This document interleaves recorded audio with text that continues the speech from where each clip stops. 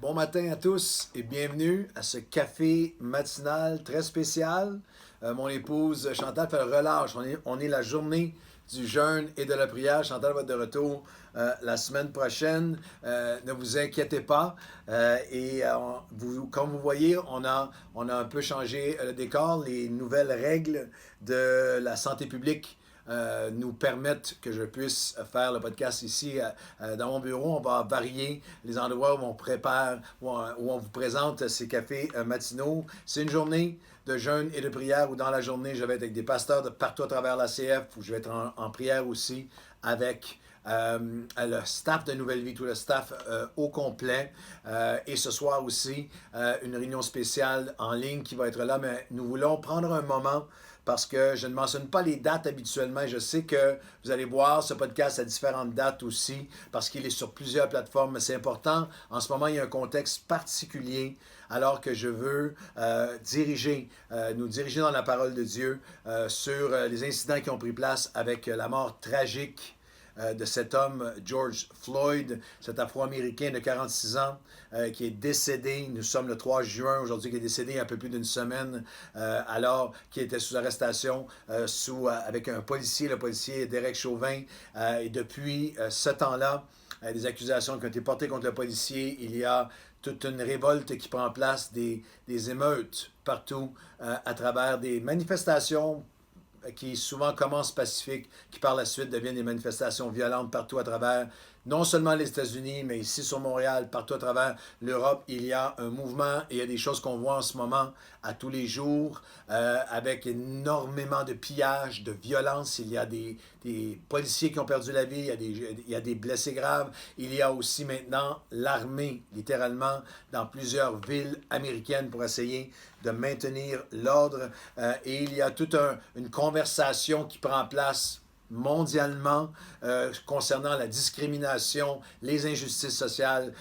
Et la Bible nous dit qu'il y avait les fils d'Isaacar qui savaient ce qu'ils devaient faire parce qu'ils comprenaient les jours dans lesquels ils vivaient. Et c'est important pour nous de comprendre, nous ne sommes pas cloîtrés sur nous-mêmes comme chrétiens. Alors aujourd'hui et demain, pour 2 ou 3 cafés matinaux, nous allons adresser ce que la parole de Dieu appelle le péché de partialité, toute la dimension biblique sur toute la dimension d'injustice, la dimension de discrimination, de préjugés, de favoritisme, qu'il soit dans l'Église, hors Église, sociale. La foi biblique est une foi dans le respect de chaque être humain.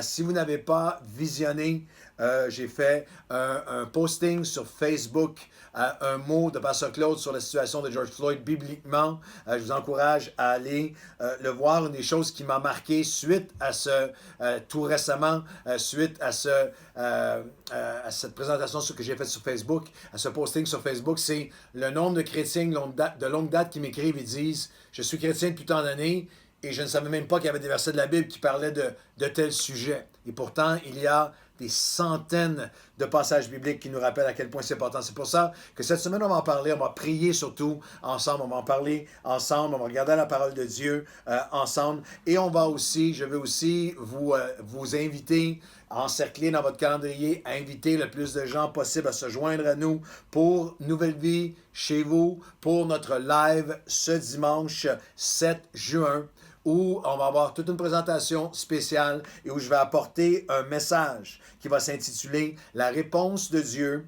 et la réponse de l'Église chrétienne, de nous, l'Église chrétienne, au cri « Je ne suis plus capable de respirer ». C'est ce que cet homme, George Floyd, c'est pendant 9 minutes sous le genou, sur son cou du policier. Et les 3 dernières minutes, alors qu'il était inconscient, mais juste avant, arrêtez pas de crier « Je ne suis plus capable de respirer ». Et il y a des nations entières, il y a des gens partout autour de nous qui crient la même chose. Qu'est-ce qu'on dit, nous, la Bible? Qu'est-ce que la Bible dit de ça? Qu'est-ce que Dieu dit de ça? Qu'est-ce que nous, l'Église chrétienne, quelle est notre réponse à cela? Et je sais qu'il y a des gens qui regardent en ce moment, puis disent, voyons, si vous êtes de Nouvelle Vie, Pasteur Claude, Nouvelle Vie, on est une église hyper qui combat l'injustice, multiraciale. Nous, depuis les débuts de Nouvelle Vie, depuis 27 ans, nous disons, nous sommes intentionnels à ce que sur la terre, notre église soit une représentation de ce qui va prendre place au ciel.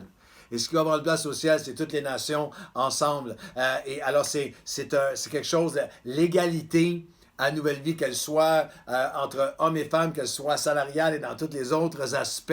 Le combat contre les injustices sociales dans notre propre ville et dans le monde, ça fait partie de notre ADN Nouvelle Vie. D'ailleurs, si vous pouvez aller sur notre site Internet, j'oserais dire que vous allez avoir de la difficulté à trouver une église francophone au monde avec tant de messages sur la justice, sur le cœur de justice, sur l'appel à la justice. Oui, c'est une partie intégrale, mais nous avons besoin d'aller un petit peu plus profondément ensemble et aussi pour tous ceux qui se joignent à nous dans la grande famille du Café Matinal, de revenir à des textes bibliques sur ce que la Bible appelle le péché de partialité ou de favoritisme et de l'autre côté, des textes extraordinaires comme Deutéronome chapitre 10 et le verset 17-18. Et vous allez voir de plus en plus, on va vous aider en faisant apparaître les textes à l'écran parce que plusieurs d'entre vous avaient écrit, on veut bien suivre dans le podcast, mais Deutéronome 10, 17-18. Car l'Éternel, votre Dieu, est le Dieu, le Seigneur des Seigneurs. Vous dites, Amen, oui, ça c'est notre Dieu. Il est Dieu, il est grand, il est puissant. Et oui, et maintenant, il continue à se décrire, qui ne fait point acceptation, qui ne fait point de distinction ou de discrimination ou de partialité de personnes et qui ne reçoit point de présent. Et le texte original dit, il ne peut pas être corrompu. Il ne peut pas être acheté. Il ne favorisera pas qui que ce soit pour en être favorisé. C'est Dieu. C'est pour ça, à chaque fois, il y a le commandement au peuple. Et vous, c'est lui, il est le Dieu, je continue dans Deutéronome 10, qui fait droit à l'orphelin, et à la veuve et à l'étranger, à celui qui est différent. Il est généreux, il est ouvert, il est sans discrimination, sans favoritisme envers celui qui est différent. Et c'est pourquoi il dit, et vous donc, vous aimerez celui qui est étranger, celui qui est immigrant, celui qui est différent de toi. Et ce n'est pas seulement une description de Dieu, c'est son appel sur nous dans des centaines de textes. Dans le Deutéronome, chapitre 19, Dieu établit des juges, le verset 5, dans toute la ville du pays. Et il dit aux juges, prenez garde à ce que vous ferez, à vos actions, car ce n'est pas pour les hommes que vous vous prononcez, c'est devant Dieu que vous allez vous prononcer et enseigner le peuple. Maintenant, que la crainte de l'Éternel soit sur vous, veillez sur vos actions, car il n'y a chez l'Éternel, notre Dieu, ni injustice, ni égard pour l'apparence des personnes, ni acceptation de présent ou de faveur. C'est le commandement de Dieu, c'est la nature de Dieu, c'est son appel pour chacun, pour chacun d'entre nous. C'est littéralement la discrimination, si vous voulez une définition, le péché de partialité, c'est avoir un préjugé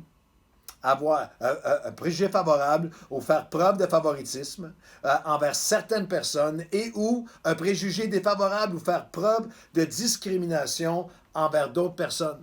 Pas seulement au niveau de la couleur de la peau raciale, juste aller un petit peu plus profond aujourd'hui et penser, est-ce qu'il y a des gens que je regarde favorablement à cause de la couleur de leur peau ou que je regarde non favorablement? Est-ce que des gens, à cause de la façon dont ils sont habillés, la façon, selon leur tatouage, selon leur piercing, selon leur look, selon leur nationalité, selon leur âge, est-ce que j'ai une discrimination envers certains groupes d'âge, les jeunes, les plus vieux? Est-ce que j'ai un regard qui regarde favorablement en partant, qui a un préjugé favorable pour un groupe d'âge, pour un groupe de personnes, pour un groupe dans la société? Est-ce que je regarde mal ou avec défaveur des gens qui sont plus riches que moi, des gens qui sont moins riches de moi, des gens qui sont différents de moi? L'apôtre Jacques enseigne, et c'est extraordinaire, un texte absolument extraordinaire dans le Nouveau Testament, dans l'Église sous Jésus-Christ, après la croix, la résurrection. L'Ancien Testament dit ça, c'est votre foi, ça c'est maintenant votre commandement. Et dans Jacques chapitre 2, verset 1, mes frères, que votre foi en notre glorieux Seigneur Jésus-Christ soit exempte de toute acceptation, de toute distinction, de tout favoritisme, injustice ou préjugé envers qui que ce soit. C'est la nature, c'est l'essence même de notre foi. Puis il donne un exemple tellement concret que c'est malaisant. Chapitre 2 et le verset 2. Supposons en effet qu'entre dans votre assemblée un homme avec un anneau d'or, un habit magnifique, et qu'il y entre un pauvre, un misérablement vêtu, qui tournant vos regards vers celui, et vous, tournant vos regards vers celui qui a l'habit magnifique, vous lui dites, voici, prends la place d'honneur, et toi, prends la place, littéralement, assis-toi au-dessous de mon marchepied. Je vais développer ce texte demain, mais il est tellement, tellement brûlant d'actualité parce qu'il dit, si un homme se fait mettre sous arrestation, si un homme est arrêté par un policier, si un homme entre dans votre église, si un homme, quelle que soit la couleur de sa peau, quel que soit son arrière-plan, quel que soit son look, quelle que soit sa culture, l'appel chrétien, notre foi à nous, doit être exempt de tout favoritisme, de toute élévation, de toute discrimination, de tout préjugé. Alors aujourd'hui, en ce temps de jeûne et de prière, cette journée de jeûne et de prière, on va développer Jacques 2 demain. On va prier ensemble demain, mais je veux dès aujourd'hui qu'on puisse prier ensemble. Voulez-vous consacrer un temps dans cette journée d'aujourd'hui à prier? Prions pour la repentance, pour des cœurs repentants, des cœurs. Seigneur, viens m'aider, viens rapprocher mon cœur du tien. Fais de moi quelqu'un qui va plus que jamais être conscient de notre appel à combattre toute forme de discrimination ou d'injustice. Prions pour la paix et j'ose dire, prions pour les agents de la paix. J'ai dans mon cœur que nous puissions prier pour tous les policiers, tous les policières, toutes les forces de l'ordre. C'est horrible ce qu'ils ont à vivre. Moi, je parle avec plusieurs policiers en ce moment. C'est horrible d'essayer de faire leur travail en ce moment. Les manifestations, la violence, tout ce qui prend place. Je veux qu'on puisse prier pour nos leaders, qu'ils soient.